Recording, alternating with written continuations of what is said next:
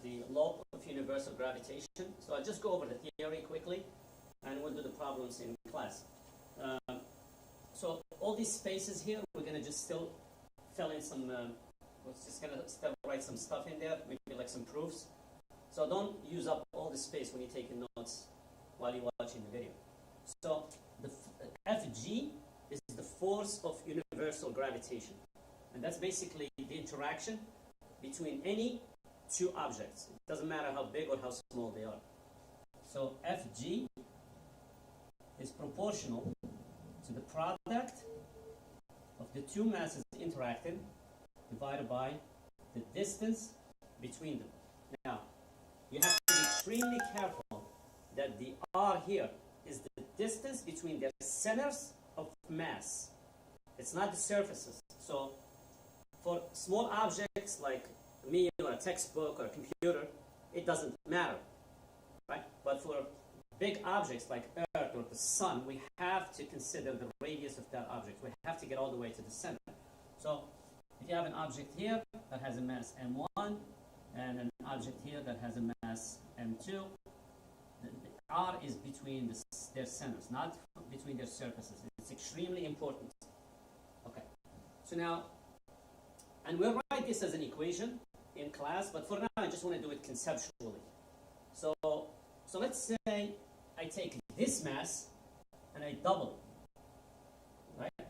And I take this mass and I triple it. What will happen to the Fg? Well, let's try that. So if I put a 2 here and I put a 3 here, so now all of a sudden it's multiplying by 6. So the force here would be 6 times whatever I had before the changes were made. Okay, so let's try. Let's keep that at 3, leave this alone, and maybe take the radius and double it. So let's see what happens. So this mass doesn't change. This mass is 3 times as much, but the radius is double. But keep in mind that the R is squared. So this follows the inverse square law. So the Fg varies following the inverse square law of the radius. In other words, it's inverse, meaning like if the radius goes up, the Fg goes up, but not in a linear fashion, but because there is a square here. So the force here would be just 3/4 what I had earlier. And you got the idea. Alright, so I'm going to do one more and that's it. Okay, so I'm going to multiply this by 4, and then maybe I'll cut this by 3. So let's say, so 4 times 3 divided by 1/3 square. So that should be what? 12 times 9. Okay, and you can do the math. So what is that? 108 it looks like. So 108 times whatever we had before the changes were made. So the bottom line, the bigger you make the mass, the more force, and the closer you get the masses together, the more force. So that's pretty much what this law means. Okay, so we'll do more problems in class. Now, this Fg. So let's take an example of the Earth or the Moon, right? Going around the Earth. Okay. The R is the distance between their centers, right? Now the Moon goes around the Earth, right? In a curved path, right? In a circular path. Now we know that each time something goes in a curved path, we have to blame it on some net centripetal force. It's got to be some force pulling it inward. But in this case, the force is nothing other than the force of gravity. Okay? And we'll talk about that in class. We'll do a little proof. Okay? So basically the Fg is equal to the Fc centripetal net force. Okay?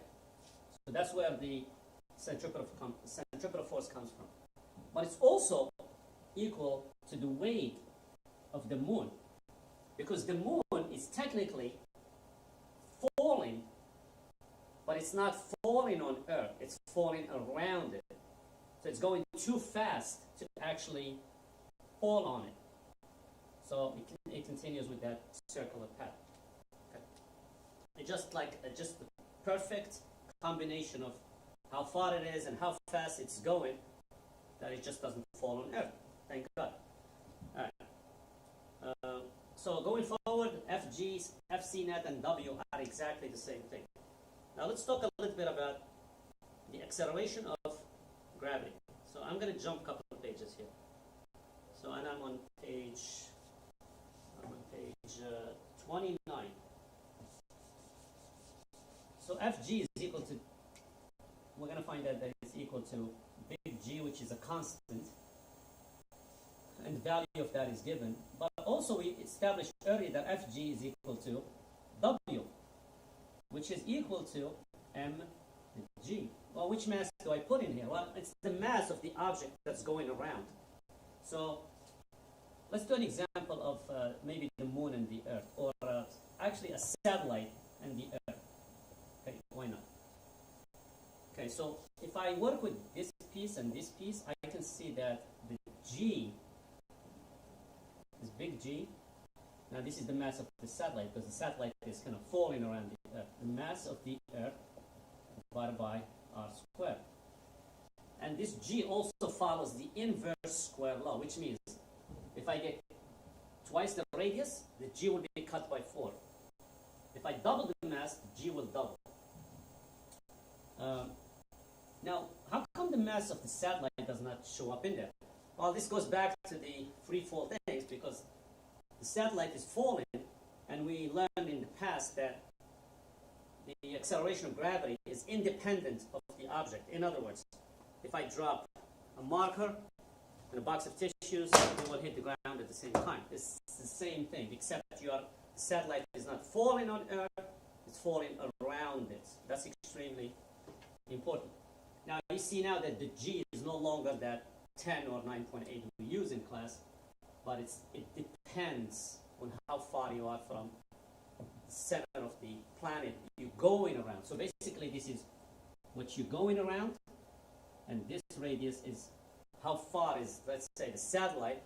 The center of the satellite, the surface of the satellite, it really doesn't matter. The satellite, the size of the satellite is so small compared to the distance between the satellite and the center of the Earth that it would not make a difference at all. Okay? All right.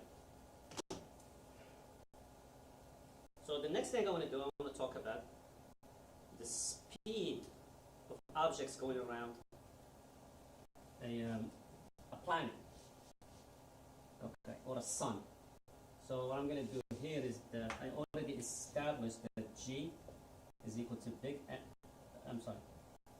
G, the mass of whatever we're going around, over r squared.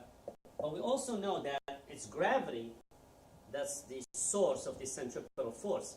And we know that the acceleration of gravity should be equal to the centripetal acceleration, which is really v squared over the radius of the curvature, which is the distance between, I'm just going to say satellite and the center of Earth. I'm just going to say M is Earth. It could be the Earth and the Sun. It could be Mercury and the Sun. It could be anything, right? So if I manipulate this a little bit, you should see that I'm going to get something like this. Now, there's no more inverse square law. But it's still like if the radius goes up, the velocity goes down. And it kind of like conceptually makes sense. So these objects are falling around, the satellite is falling around the Earth. Okay? So if the satellite is far away, it is kind of like less of a pull on it from the Earth. So it kind of like, it doesn't have to go fast. Okay.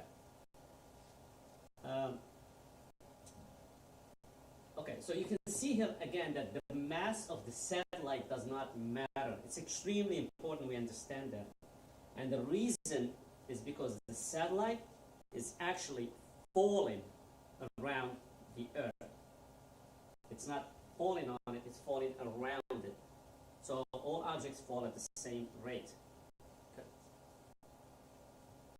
And that explains weightlessness. Like, why do people feel like they're floating in the air? A lot of people, there's a misconception out there that, oh, there is no gravity. That's not true. The gravity exists everywhere. But why do people feel weightless? Well, it would be the same thing like if I drop this marker would feel weightless because it's not being supported from the bottom. Why? Because it's falling.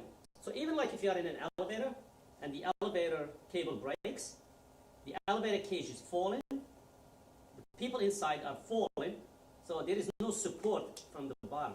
The same thing with the satellite. So people inside the satellite or the spaceship or whatever that is are constantly falling around the Earth. So that contact is lost, just like with the elevator and the person inside the elevator. No difference.